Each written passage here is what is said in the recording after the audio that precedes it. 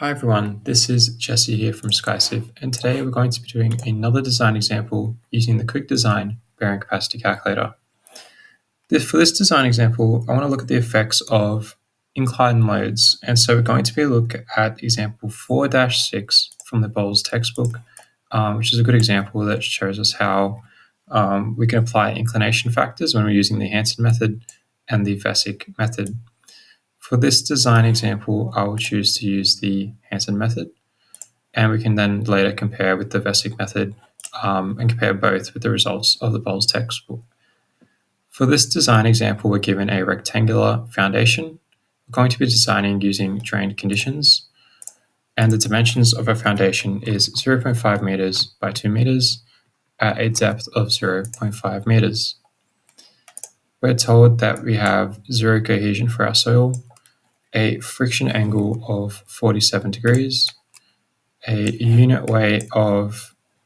effective unit weight of 9.43. So we could say there's two ways we could do this. We could either use 9.43 here, 9.43 here, and say the water table is really far away, or we can do what the design actually is with the water table at the surface, and we can allow the calculator to calculate the effective property on its own. And for this, we're just going to need to do 9.43 plus 9.8, which is 19.23 off the top of my head. I think 19.23. Hopefully that's right. We'll see in the calculator if it's right or wrong when I run it. And with the water table here, what the calculator is going to do is just 19.23 minus 9.8. We're also told we have the following loads. So we have a vertical load of 1,060 kilonewtons. We have no moments. We have no horizontal load in the B direction, but we have a horizontal load in the L direction of 382 kilonewtons. Now, something that comes to mind when I do look at this is typically, I'll take a screenshot here. Typically, we're only concerned with the B direction of failure. Usually it's conservative for us to check this failure dimension B because we'll get lower bearing capacities if we use a lower B, since this is a term in one of the components and will affect our shape factor as well, things like this. But actually in this design example, for our horizontal load in this direction, the L direction, this value is 0. In the direction into the page, it's 382. So what we're going to need to do in this design example is we're going to actually need to check both directions, because we're not going to be able to tell which direction is going to give a lower bearing capacity. And we'll see this when we run through the report. So now we've put in all the parameters we need. I can press run, and we're going to go through the report, and we can scroll down through all this.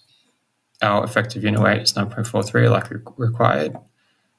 And we can look at the Hansen bearing capacity calculations. Now what you'll see here in the heading is we've got calculations in the B direction, and later we're going to have calculations in the L direction.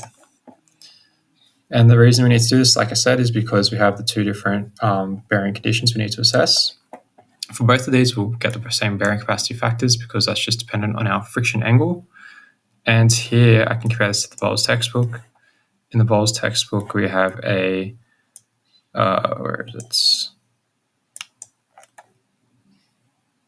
have N gamma of 300, very similar to our value, just rounding difference. We have NQ of 187, and NC is not provided because our cohesion is 0, so this term's not really going to matter. We can scroll down now to our inclination factors.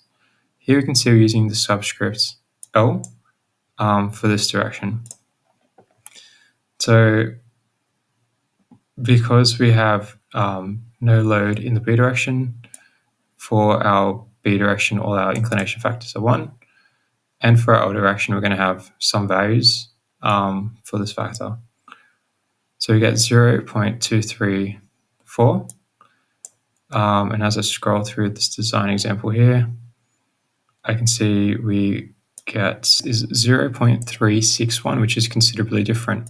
And the reason for this difference is I forgot to change one input, which was this factor alpha 2, and also there's a factor alpha 1. And we can change that if we go to additional options. We can see alpha 1, the exponent for Hansen inclination factor, and alpha 2, which is very similar. And we can use 5, which is conservative, and I believe this is the original values Hansen proposed, but he did later state that these values could probably be lower. And in this design example, we're using a value of 2.5 and 3.5, but using the value of 5 is conservative. So by default, these values are just 5. So when I change that value, we scroll through, we can see that this value is now 0.362, which is just a rounding difference in being different to 0.361. So it's effectively the same value, unlike before where it was considerably different. And we can scroll through and see the ultimate bearing capacity we get for the B direction. And that value is 1716 kPa. In the textbook, we get a value of 1718 kPa, which they round to 1700 kPa anyway. So in our instance, we'd probably also round to 1700 kPa, and we have the same result. We can also check the bearing capacity in the L direction.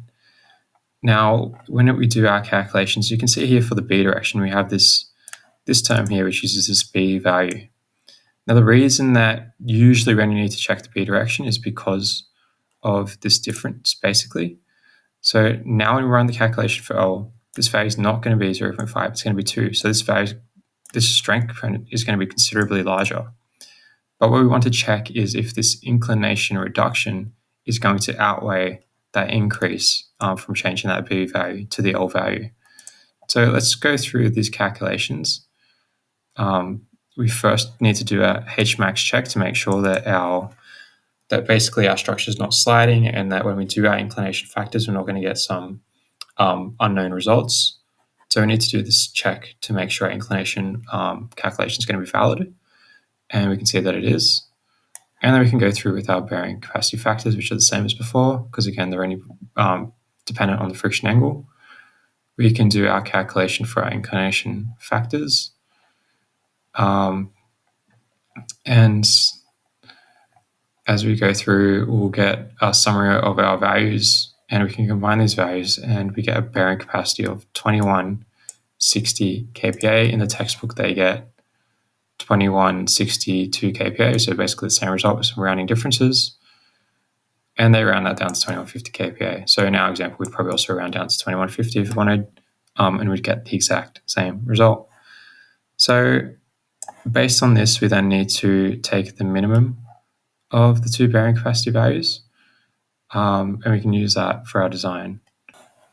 So here we take the minimum 1716 kPa, which was for the B failure direction, and we divide that by a factor of safety. In the design example, they're not actually using a factor of safety, they're basically using a factor of safety of 1, and they're just comparing 1716 kPa to the design value of 1060 kPa.